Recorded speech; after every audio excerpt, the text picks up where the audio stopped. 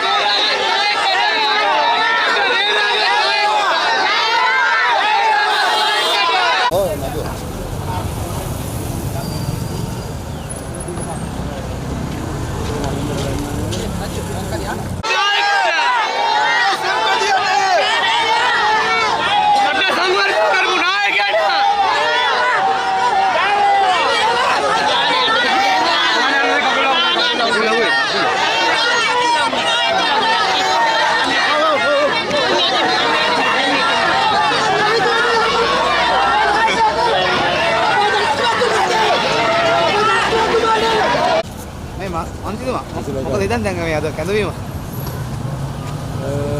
කැඳවීමට මුහුණ දෙනවා. කැඳවීමට මුහුණ දෙනවා. රටක් බේරගත්ත නායකයා මේ වගේ දේවල් කරලා ඉන්න වටන්න බෑ. ඒක නිසා අපි කැඳවීමට මුහුණ දීලා එතනින් එන එකට ප්‍රතිකාර දක්වනවා. ජනකක් කියනෝනේ. ජනකක් ජනකක් ගෙන්නවද මුදවල්ලා? ගෙන්නන්නේ කැමැත්තෙන් යනවා.